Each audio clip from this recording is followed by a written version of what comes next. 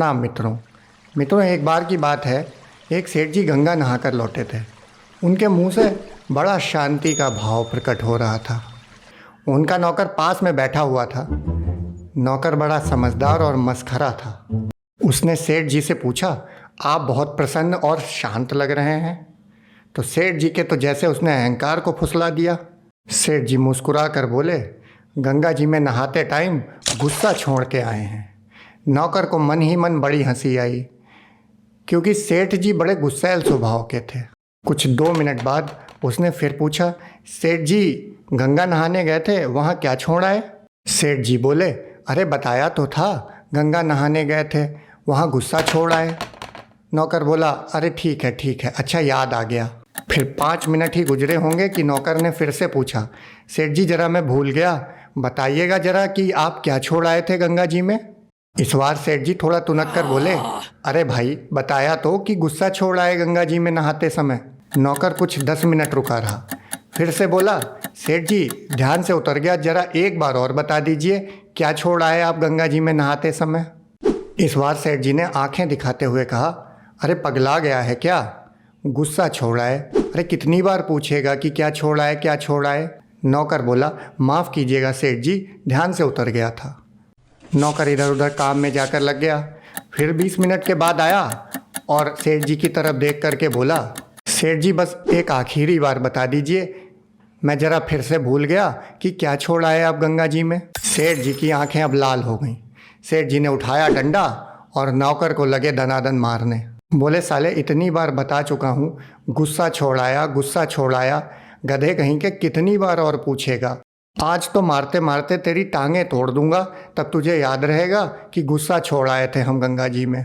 बाबूजी कहा करते थे कि मंदिर हुई आए, मस्जिद हुई आए, बन के आए गए हाजी, और बुरी हरकतें एक को न छूटी, रहे पाजी के पाजी। अपनी बुरी आदतें छोड़ने के लिए समझ से ज़्यादा कसमों का सहारा लेते हैं लोग। कुछ लोग मंगल, बृहस्पति, सावन, नवरात्र में नॉनवेज नहीं खाते, जैसे कि बाकी दिन उन्हें लाइसेंस मिला हो नॉनवेज खाने का। ऐसे भीतर अपने अच्छे होने का अहंकार भी बचाए रखते हैं और बाकी दिन बेवकूफ़ियाँ चलती रहती हैं। ज्ञान के अभाव में मन हमें अपने खेल खिलाता रहता है और होशपूर्ण ना होने के कारण हम हमेशा उनसे अनजान बने रहते हैं।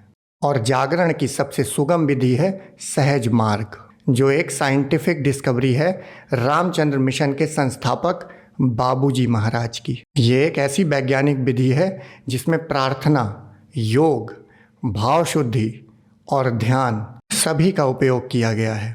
सहज मार्ग की विधि सबसे तेज गति से प्रभाव पैदा करने वाली विधि है। इस विधि का पहला चरण परमात्मा की प्रार्थना से शुरू होता है, जो व्यक्ति के अहंकार को पिघलाकर भक्ति का हृदय पैदा करती है। दूसरा चरण ये भाव देना है कि हमारे विचार रीढ़ के जरिए निकलकर नष्ट हो रहे हैं। और तीसरा चरण है अपने हृदय की धड़कनों पर ध्यान। मित्रों, बाबूजी का जन्म उत्तर प्रदेश के शाहजहांपुर नामक ज़िले में हुआ था। बचपन से ही बाबूजी की अध्यात्म में रुचि थी।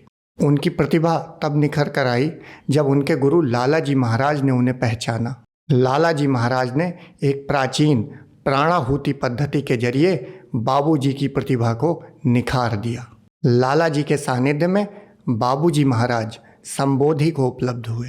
बाबूजी ने अपने गुरु रामचंद्र लाला जी महाराज के नाम से रामचंद्र मिशन की स्थापना की और भारत समेत कई देशों में घूम घूम कर सहज मार्ग की शिक्षा दी। वैसे बाबूजी महाराज के बारे में कई बातों का उल्लेख है, जैसे कि वे अपने गुरु लाला जी महाराज से उनकी मृत्यु के बाद भी बातें कर सकते थे और कृष्ण, बुद्ध, नानक से भी बात कर सकते थे। पर हम यहाँ ज़्यादा इनकी व्याख्या में नहीं जाएंगे, क्योंकि फिर कहीं ना कहीं ये चमत्कार वाली बातें प्रतीत होने लगेंगी। और मेरे लिए तो बाबूजी की आंखें ही काफ़ी हैं ये बताने के लिए कि वे चमत्कारों के भी चमत्कार हैं। उनका होना ही अपने आप में एक चमत्कार है। बाबूजी एकदम सरल हृदय और जीवन को क्षण क्षण जीने वाले व्यक्ति थे। अपने शिष्य चारी जी को मजाक मजाक में भूतों के नाम से भी डराया करते थे। जर्मनी में जब एक महिला ने बाबूजी को एटम की खोज के बारे में बताया तो बाबूजी ने एक कागज़ लेकर अपने हाथ से उस पर एटम का चित्र बना दिया उस महिला ने हैरान होकर पूछा कि बाबूजी, आपने विज्ञान की तो कोई पढ़ाई नहीं की है, फिर आपने कैसे इतना सटीक एटम का चित्र बना दिया? तो बाबूजी ने मुस्कुराते हुए कहा, When you told about atom, I simply penetrated into matter. मित्रों, अगर आपको बाबूजी के जीवन के बारे में और अधिक जानना है तो उनके जीवन पर बनी हुई डॉक्यूमेंट्री का लिंक मैंने नीचे डिस्क्रिप्शन में दे दिया है, वहाँ पर आप जाकर चेक कर सकते हैं। आप सभी मित्रों का बहुत बहुत धन्यवाद।